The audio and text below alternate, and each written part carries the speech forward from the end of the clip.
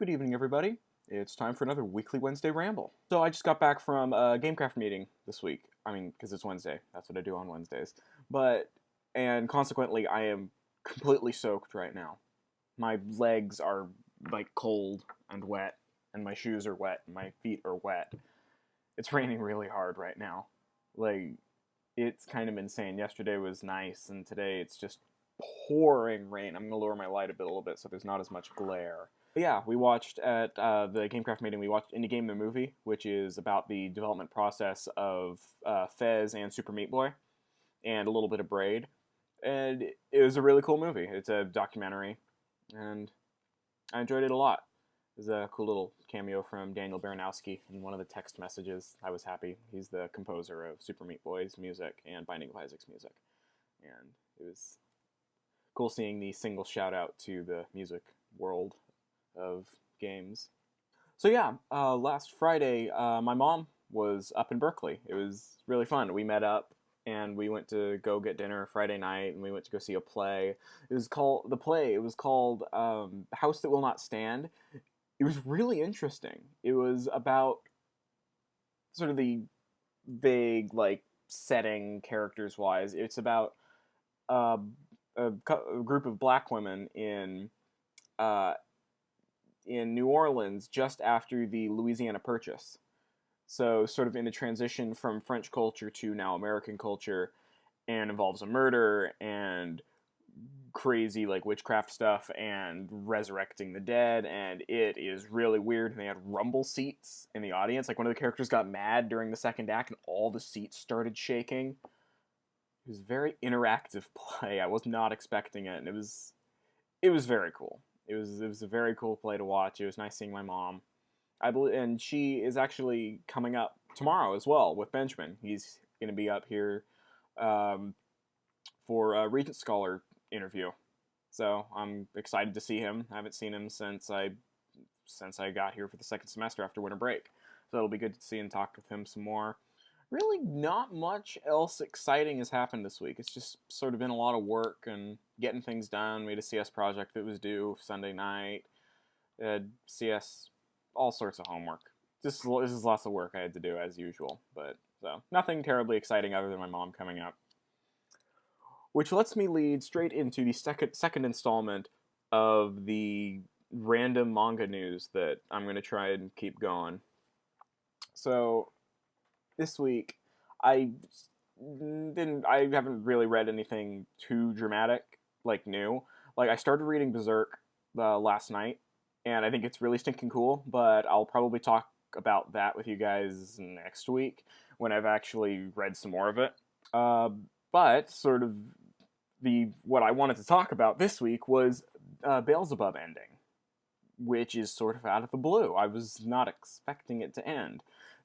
They were just in the middle of this, like, arc of fighting Satan, and it just ended. They're just like, the battle took, like, the sort of big climactic battle. I was expecting it to be sort of a longer drawn out arc, but the battle took like 2 chapters, and they beat him. And then this week was just, oh, now everyone's graduating high school, and that means all of the adventures are not going to happen anymore, and Baby Beal has a sister now, and then it ends, and I'm not really sure what to make of it. Like, apparently there's going to be some, like, side story arc stuff that the mangaka is going to do, but I'm not sure. I haven't determined whether or not that's actually going to happen, but the main series is over, and that's kind of weird. I will say, they got their biggest and best reference out during the final fight, in which a main character gets a power-up and then proceeds to shout at the top of his lungs that he has become a Super Saiyan.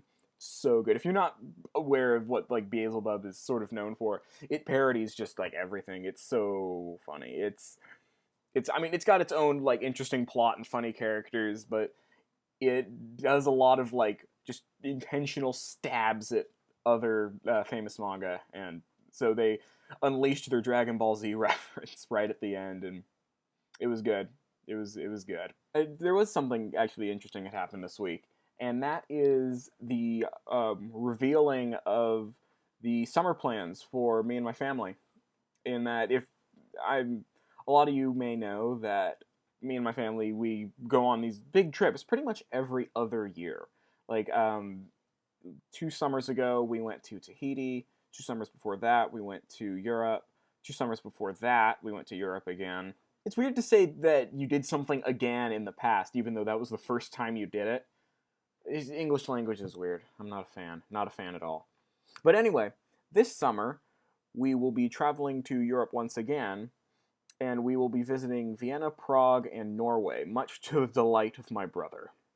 So it's kind of interesting. Our last Europe trip, we sort of hit my dream vacation spot, which was Venice, and this time we're getting my brother's dream vacation spot, and I guess vacation spot's sort of a bit too specific. It's just sort of his dream spot to be, whether it's vacation or I don't know. I figure he'd want to be there, even if he was like taken prisoner or something. He'd be ecstatic to go to Norway. Is it ecstatic or ecstatic? I never feel good pronouncing it either way. It doesn't feel right to me. But anyway, that's the trip we're gonna go on this summer. It's gonna be a blast. It's gonna be another fun trip. Many pictures will be taken, many albums on Facebook, many updates, and there will actually be internet connection, unlike when we went to Tahiti, and there was no cell reception, and the only internet connection we had was this sort of spotty Wi-Fi in the house we were in. So this will be a bit more civilized. It'll be good. Civilized vacations are always nice. But anyway, that is all from me this week. I will talk to you guys next week. See you later.